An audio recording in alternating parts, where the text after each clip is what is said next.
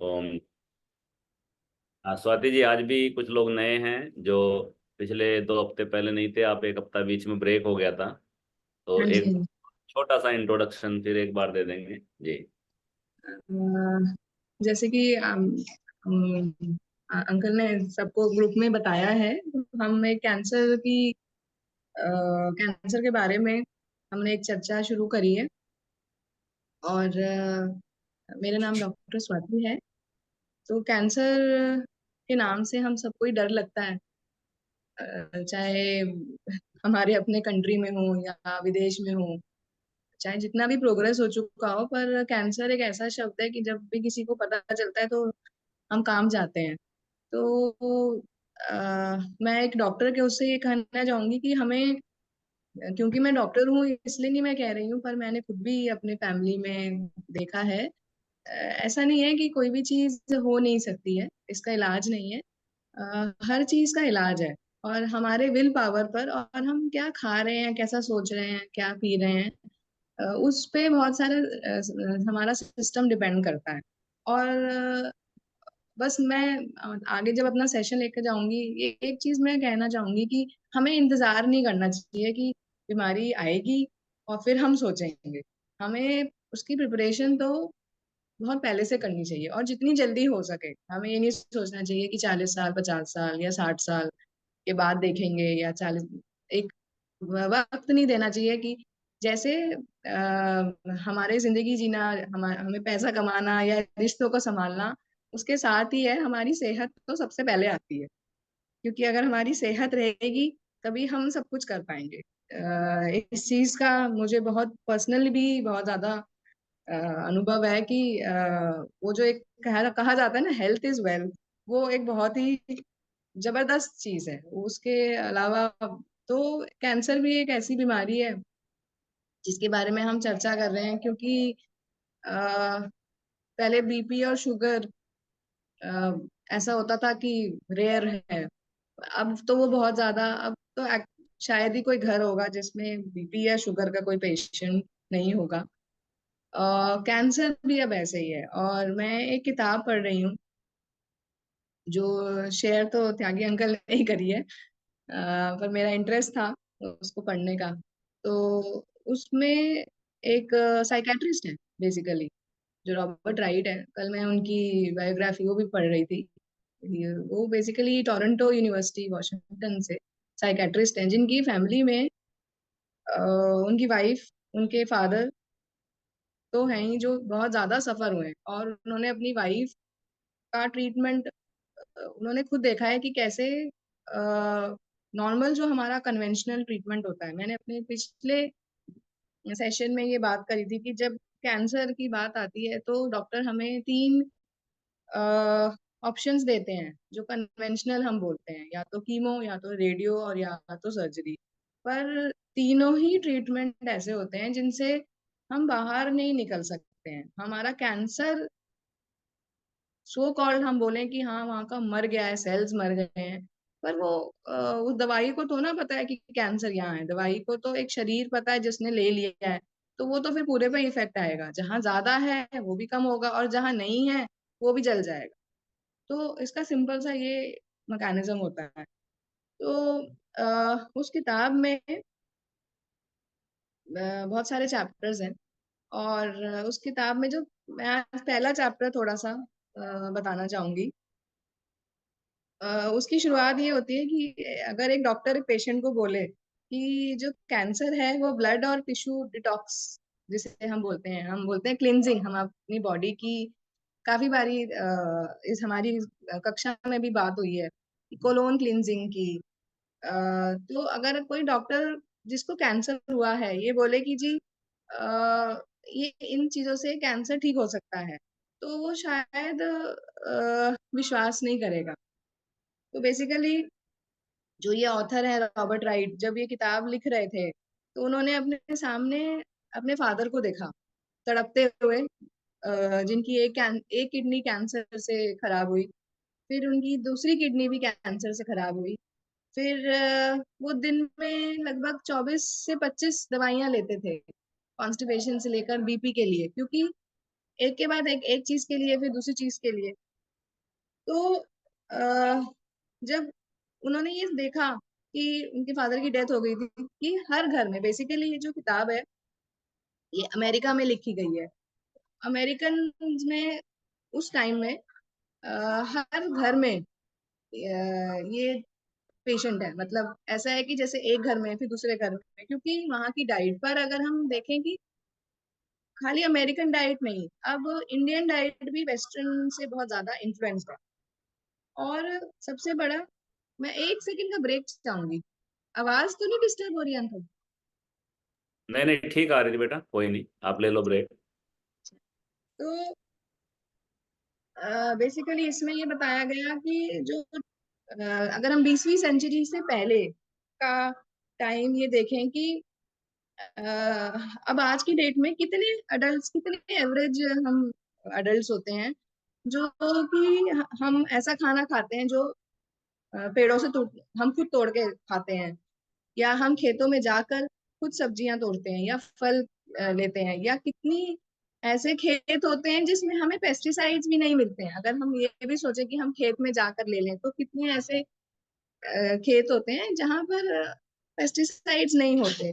या अमेरिकन में soda pop जैसे जो हमारी कोल्ड ड्रिंक है आजकल, या कॉर्न सिरप है, हमारे यहाँ भी कॉर्न सिरप्स बहुत ज्यादा, या जैसे जो बच्चे लेते हैं बिस्किट्स लेते हैं, या ये हमारे मिक्सचर लेते हैं, इनमें, ये मैं इंडियन इसमें बता रही हूँ क्योंकि फॉरेन उसमें तो हर खाने में ये होता है, ट्रांस फैट, ऊपर कर लीजिए, ट्रांस फैट और हाइड्रोजनेटेड ऑयल्स जो होते हैं वो हर खाने में होता है। तो अमेरिकन में तो ज्यादा होता है, इंडियंस में भी है, हमें ये पता नहीं है। तो जितने भी मिक्सचर, नमकीन, कोल्ड ड्रिंक, फ्रूट जूसेस, इसमें सब में हाइड्रोजनेटेड ऑयल्स है या ट्रांस फैट है। तो बेसिकली इस किताब में ये बताया गया कि ऐसा नहीं है कि हमारे शरीर को प्लांट बेस्ड डाइट चाहिए, ये खाली हम ये नहीं कहेंगे, हमारा शरीर रहे ही उस डाइट में, बना ही उसके लिए है। तो उसमें एक बहुत अच्छा सा एक कोट भी दिया हुआ था कि वो रिफ्लेक्ट होता है अगर हम एनिमल बेस्ड डाइट खाएं, वो ह्यूमन बींग्स के लिए बना नहीं है। क्योंकि हमारे जो दांत होते हैं, हमारे जो दांत का पैटर्न भी होता है, वो भी इस तरीके से होता है कि ऊपर वाले ने हमें एक मिक्स डाइट, एक प्लांट बेस्ड के लिए दिया है। जो क्योंकि मैं ये डेंटिस्ट हूँ इसलिए मैं ये पॉइंट रख पा रही हूँ कि बाय डिफॉल्ट, बाय गॉड, भगवान ने जानवरों को ऐसे दांत दिए हैं जो मांस और मीट खाने के लिए हैं। ऑन द कॉन्ट्रेरी जो ह्यूमन बींग्स के दांत ऐसे बने ही नहीं है, पर फिर भी आउट ऑफ इंटरेस्ट लोग खाते हैं। तो वो एक ऐसा, वो generation to generation, genes to genes, lifestyles में ऐसा इतना अंदर घुस गया है कि उससे बाहर निकलना मुश्किल तो नहीं है, पर हाँ। और बाहर की कंट्रीज में क्या, हमारे यहाँ भी प्रोसेस फूड, प्रिजर्वेटिव्स सब में होते हैं। चाहे हम रूह अफ़ज़ा लें, on a very simple terms, Rooh Afza आजकल हर घर में होता है। मैं भी एक दिन देख रही थी अपनी डॉटर को देते हुए कि देखो, देखते थे रूह अफ़ज़ा में भी है, हर चीज में ऐसा कोई चीज बन, जैम है, सॉस है, इसमें ये हमें अंदाजा भी नहीं है, पर इनमें भी है। तो हम कोशिश कर सकते हैं कि हम कितना वो करें बच्चों को, जैसे बॉर्नवीटा देते हैं। एक दिन मैं एक और इंटरव्यू देख, एक डॉक्टर के साथ मेरी बात हो रही थी कि बच्चों को क्या दें दूध में, दूध नहीं पीते हैं बच्चे तो क्या दें, हर चीज में तो प्रिजर्वेटिव है, बॉर्नवीटा भी दें तो भी है। तो उसमें ये आ रहा था कि आप फल डाल सकते हो, या आप इलायची डाल सकते हो, या आप केसर डाल सकते हो, या बादाम डाल सकते हो, मतलब ऑप्शंस हमें खुद ही सोच रहे हैं कि हम उस प्रिजर्वेटिव वाली डाइट से कैसे अलग हटें। अब वो हमारे ऊपर है। तो जैसे बिस्किट की बजाय मूंगफली दे सकते हैं, या मखाने दे सकते हैं, या मक्का के दाने उबाल के दे सकते हैं, सीजन का कोई फ्रूट है। तो ये बच्चे से लेकर बड़े तक का सबकी डाइट पैटर्न ऐसी होनी चाहिए घर में। सो उसमें एक पॉइंट से शुरुआत करिए, बेसिकली फर्स्ट चैप्टर में, वो पूरी किताब मैंने 9 चैप्टर पढ़ लिए उसके। तो पूरी किताब बेसिकली उसी एक पॉइंट के ऊपर है कि जब हमारा जन्म होता है तो हमारा जो शरीर होता है वो बहुत अल्कलाइन होता है अंदर से, जो और एक बहुत ही हेल्दी एनवायरनमेंट होता है। इसीलिए जब न्यूबॉर्न होता है, हम जब उसको लेते हैं न्यूबॉर्न बेबी को, उसमें से खुशबू एक अलग आती है। वो खुशबू अल्कलाइन की है एक्चुअली, क्योंकि उसका इनर एनवायरनमेंट इतना साफ है, इतना क्लीन है। वो तो जब बेचारा बच्चा बाहर आता है तब वो एनवायरनमेंट ही उसका बदल जाता है। इसी तरह की उन्होंने दूसरी चीज एक और कोट करी कि जब कोई भी किसी को भी तकलीफ होती है और हम हॉस्पिटल जाते हैं, हॉस्पिटल में स्मेल बहुत खराब होती है क्योंकि वो एसिडिक होता है सारा वहां पर। तो उन्होंने दो चीजें, ये एक लेमैन को समझाने के लिए बहुत अच्छी है हमारे लिए सबके लिए, कि एक कैसे एक न्यूबॉर्न बेबी का कैसे खुशबू आती है और कैसे वो, तो बेसिकली जो कैंसर होता है वो एसिडिक एनवायरनमेंट में होता है। जहाँ एसिडिक हुआ एनवायरनमेंट, जहाँ ऑक्सीजन एनारोबिक बोलते हैं हम, जहाँ ऑक्सीजन डिप्लीटेड हुआ, जहाँ ऑक्सीजन नहीं हुआ, तो सेल्स को ग्रो करने के लिए, सेल्स को जीने के लिए, ग्रो तो बात का स्टेज है, सेल्स को जीने के लिए उनको वो एनवायरनमेंट ही नहीं मिला। तो जहाँ हमारा अल्कलाइन नहीं हुआ, एसिडिक हुआ, या जहाँ हमारा एनारोबिक हुआ, टॉक्सिक हुआ, और इन चीजों की वजह से इम्यूनो कॉम्प्रोमाइज्ड, इम्यूनिटी हमारी कॉम्प्रोमाइज हुई, वहां पर होता है कैंसर।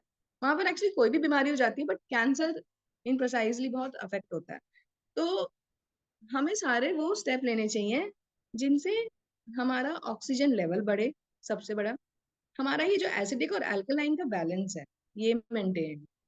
तो इसके लिए हमारा खाना पीना बहुत बहुत ज्यादा इम्पोर्टेंट है। और वो बार बार ही मुझे तो यही लगता है कि ये एक या दो दिन की बात नहीं है, इट इज इयर्स टुगेदर। जब हम 20 साल, 25 साल, 30 साल जब हम ऐसे जिएंगे, ऐसे खाएंगे, तब जाकर उसका हमें फल मिल सकता है 30 साल के बाद। अगर कोई 10 साल का बच्चा शुरू कर दे, तब वो सोच सकता है कि अच्छा इतना एनवायरनमेंट हमारा खराब है, तब मैं 40 साल या 50 साल के बाद स्वस्थ रह सकता हूँ बाकियों से कंपेयर करते हुए, या अपना आप। तो वो है बेसिकली। और उसमें ये बताया था कि ये ढंग इजी तो है, बट ये एक जिंदगी जीने का ढंग बन सकते हैं, आसान है, पर उसको करना इम्पॉसिबल नहीं है। और अगर हम वो कर लें तो खाली हम कैंसर से नहीं, हम हमारे पूरे शरीर पे बहुत बेनिफिट्स हो सकता है। तो और बस लास्ट में एक चीज और मैं कहना चाहूंगी कि हम उसमें था what we are eating, what we are drinking, what we are breathing. हम क्या खा रहे हैं, क्या पी रहे हैं, क्या सांस ले रहे हैं, कितना हम एक्सरसाइज कर रहे हैं, हम अपने लिए, अपनी सेहत के लिए कितना सोच रहे हैं, कितना वक्त दे रहे हैं। उससे डिपेंड करता है कि हम बीमारी की तरफ हैं या हम हेल्थ की तरफ हैं। सो ऐसे उन्होंने एक स्टार्ट करी है। बाकी उन्होंने काफी एनजीओज और कमर्शलाइजेशन के बारे में भी बताया है, बट वो मैं नहीं बता, मैंने लास्ट लेक्चर में भी डिस्कस किया था। क्योंकि क्या कंपनीज कर रही हैं, क्या फार्मास्यूटिकल कंपनीज कर रही हैं, क्योंकि ये बहुत बड़ा एक, वो खुद ही एक अमेरिकन बोर्ड ऑफ ऑन्कोलॉजी के डायरेक्टर है, साइकेट्रिस्ट है, बट वो is a director of American board थे वो उसके। तो उनको सारा पता है कि ये जो कीमोथेरेपी है, रेडियोथेरेपी है, इसमें बहुत सारी फार्मास्यूटिकल कंपनीज जुड़ी हुई हैं, बहुत एक्सपेंसिव एनजीओज भी जुड़ी हुई हैं जो बहुत फंड देती हैं। तो वो वहीं के वहीं सर्कुलेट रहता है। तो जो जनरल मेथड्स हैं, जो हमारे कन्वेंशनल मेथड्स को छोड़कर जो हमारे वैसे मेथड्स हैं, जो ट्रेडिशनल मेडिसिन है, उसको वो प्रमोट नहीं करते हैं।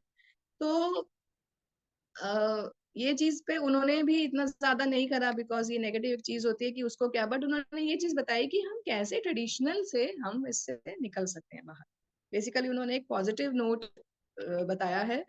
और आगे तो मैंने एक्चुअली मैं जब किताब पढ़ी तो मैं कुछ चीजें तो उसमें फॉरेन काफी सारी तो उसमें ग्लोबली है एक्चुअली उस किताब में।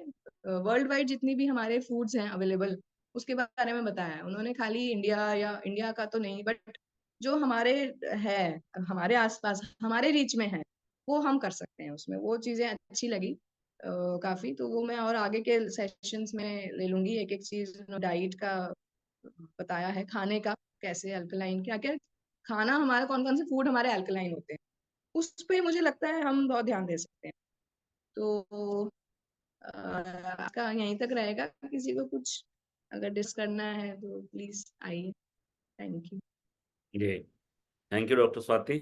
हाँ, किसी को कुछ अभी कोई बोलना चाहते हैं, कुछ पूछना चाहते हैं तो आप बात कर सकते हैं। जी, किसी का कोई सवाल है?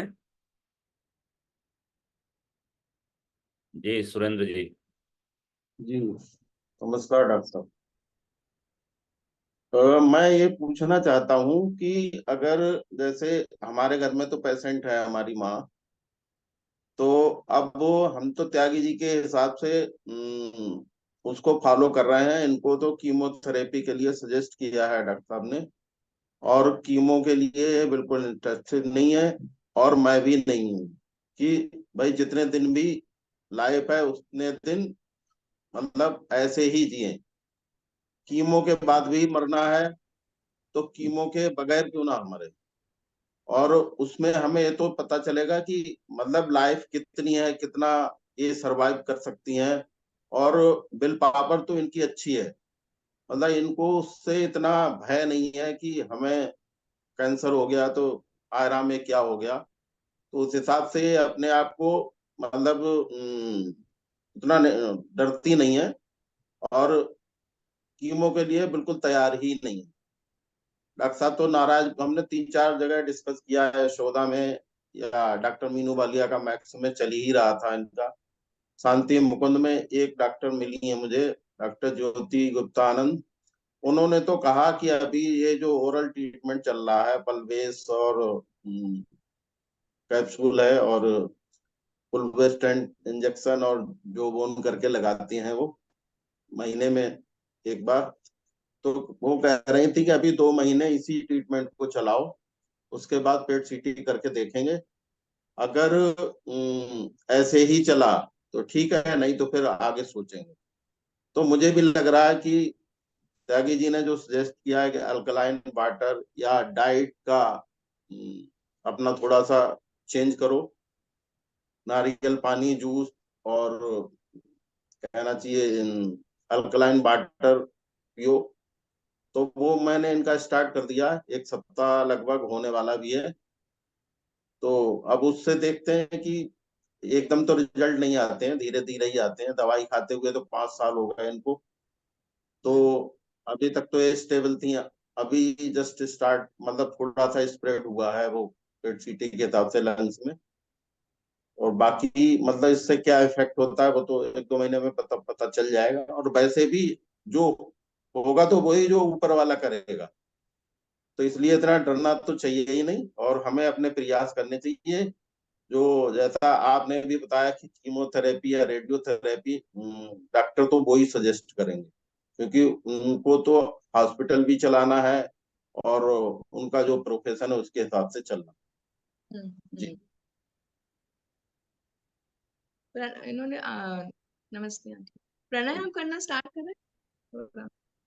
प्राणायाम करती तो है लेकिन ये उतना नहीं करती है। सुन रही बैठ हो के ही कराइए, अम्मा? बैठ के ही कराइए, जहाँ पे बैठ सक, जहाँ पे जो जैसे रहती है वैसे ही कराइए। बाकी तो त्यागी अंकल ही बताएंगे, प्राणायाम कराइए। उससे जी इनको पेन से, जो भी इनको पेन होगा, तकलीफ होगी जो भी, उससे लड़ने के लिए बहुत ताकत है।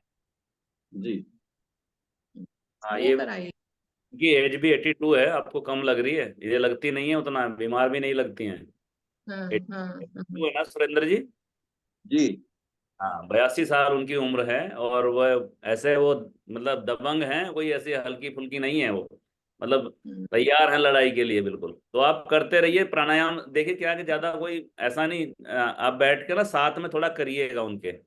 आप ऐसे नहीं हम्म, कि मम्मी बोल के करो, आप साथ साथ उनको करो, सांस ही लें, लंबी लंबी सांस ही लें, हम्म, उससे भी बहुत फर्क पड़ेगा।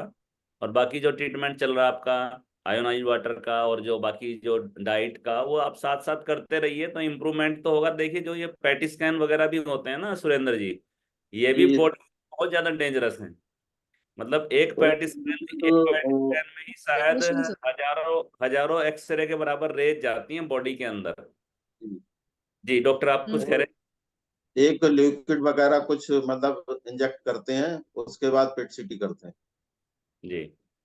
हाँ, उसमें डाइट से करते हैं, रेडिएशंस बहुत होती हैं उसमें, जी। बहुत ज्यादा होती हैं एक्चुअली। और इनके तो अब जल्दी जल्दी हुए हैं सर, 3 3 महीने बाद कराने लगी।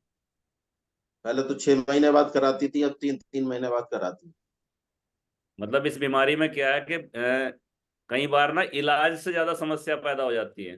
मतलब शरीर में जी। वैसे शायद नेचुरली उतनी ये- समस्या नहीं होती जो ट्रीटमेंट से हो रही है। जी डॉक्टर क्या कह रहे हैं? उनका इलाज सही होती है, अब 3 महीने में है, डॉक्टर का प्रोटोकॉल तो है, बट वो रेडिएशन से इतना ज्यादा, तो काफी ज्यादा रेडिएशन है, इफेक्ट होती हैं उसमें उसमें वो कुछ नहीं कर सकते, क्योंकि पेशेंट इलाज मांगता है, तो उनको जी ऑप्शन सारे देने चाहिए, बट वही है कि रेडिएशन तो बहुत ज्यादा है। तो प्राणायाम थोड़ा सा इनका धीरे धीरे फ्रिक्वेंसी भी बढ़ाइए आप, जी। सुरेंद्र जी। जैसे हर जी 3 घंटे में, 4 घंटे में उनका एक अलार्म रखवा दीजिए, जैसे सुबह जब भी वो उठे, 6 बजे, फिर 11 बजे। नहीं, पहले पहले तो डॉक्टर साहब ये सारा काम भी करती थी, जैसे खाना पीना बना लेती थी। अब भी और बनाएंगी। अभी 1 महीने से थोड़ा सा कहती है हमें चलने में दिक्कत होती है, हड्डियां इनकी कमजोर हो गई हैं। और वो जो इन्होंने ट्रीटमेंट चलाया तो उसमें ऐसा है भी कि हड्डियों पे इफेक्ट आता है। तो डेक्सामेथासोन में इनकी हड्डियां काफी कमजोर, मतलब रिपोर्ट में आई थी। तो इसलिए इनको अब डर लगता है चलने से, कहीं कहीं गिर ना जाए, या ज्यादा चढ़, मतलब खड़ी होती है तो ज्यादा देर दर्द होता है। तो मैंने कहा कोई बात नहीं, लेटे लेटे करो, बैठ के करो, जितनी देर बैठ पाओ बैठ के करो, हाँ करते रहो। क्योंकि दवा अगर वो नहीं कराना है तो तुम्हें अपने आप पे प्रयास करने पड़े। जी। अब हम्म अवनीश जी का भी मैसेज आया, डाइट से रिजल्ट बहुत जल्दी आते हैं, लेकिन चूंकि मेडिसिन भी चल रही होती है इसलिए लोग उस रिजल्ट को मेडिसिन का रिजल्ट ही समझ लेते हैं, वहां जहाँ है वो शायद सिग्नल की कमी। अवनीश जी आप बोल सकते हैं, देखिए एक बार ट्राई करिए, शायद सिग्नल आ जाए।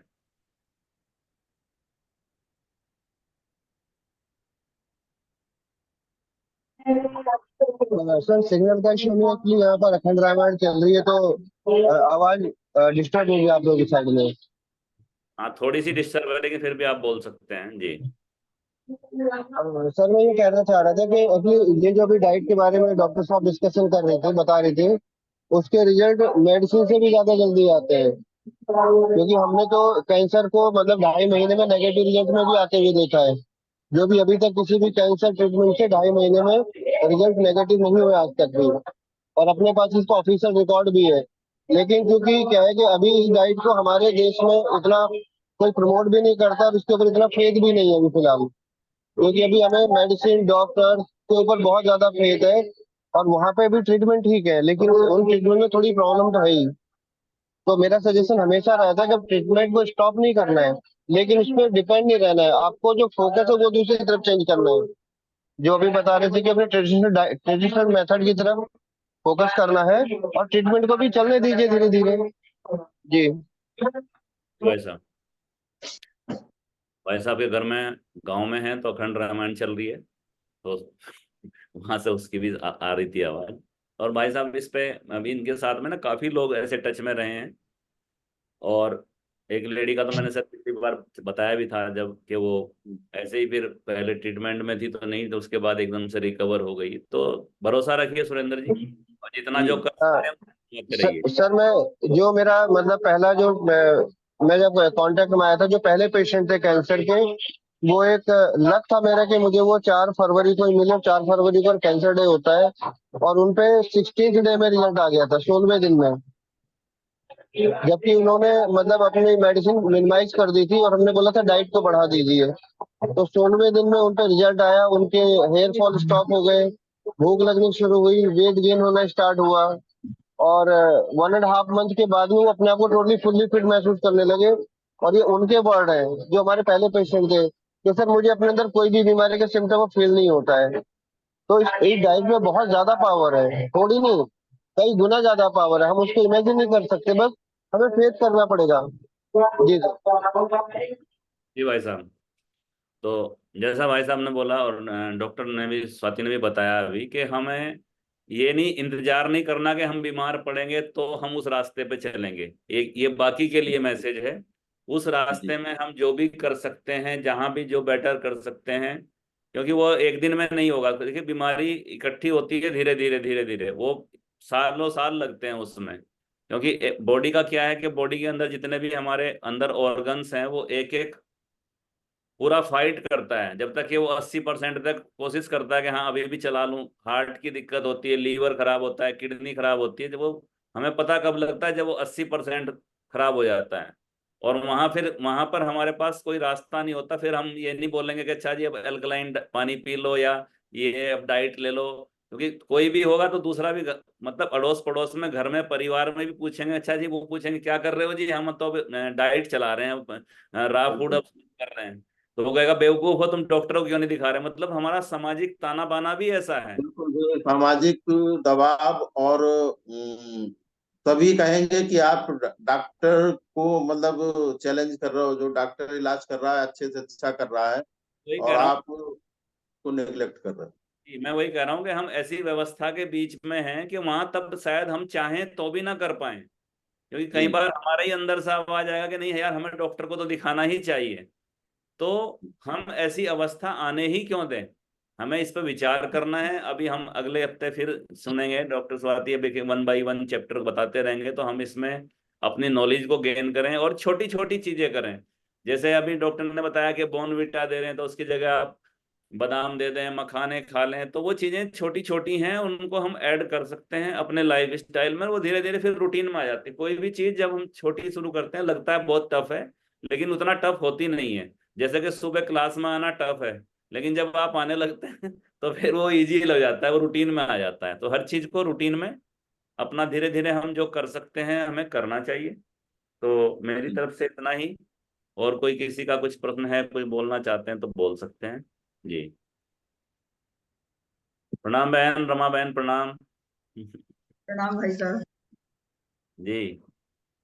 हाँ, बिटिया बहुत ने तो अच्छा। कमाल कर दिया है। हाँ जी, हाँ जी। आपका ही की प्रेरणा है, मोटिवेशन आपका है, और ये इतना कर पाती है, मुझे तो बहुत अच्छा लगता है। इनफैक्ट वो बच्ची छोटी है, उसके दिमाग में भी ये सोच है कि मुझे प्रोटोकॉल को करना है और योगा योगा दिवस को मुझे भी वहाँ पार्टिसिपेट करना है। तो बहन, इतने छोटे बच्चों का ये सोचना बहुत अच्छी बात जी बहन, एक्चुअली क्या है, देखिए माहौल ना घर से ही बनता है। जब हम कोई चीजें, जो बच्चे ना, उनको सिखाना, हम कितना भी उनको पढ़ाते रहें, ज्ञान देते रहें, वो काम नहीं करता। जब तक वो चीजें देखते हैं तो वो चीजें फिर अपने आप आने लगती हैं, उनको है। बताना हाँ नहीं जी। पड़ता फिर। और जी जी। आप तो टीचर रही हैं रमा बहन, आप तो जानती हैं, बहुत बेहतर तरीके से जानते हैं इस बात को। जी। चलिए फिर।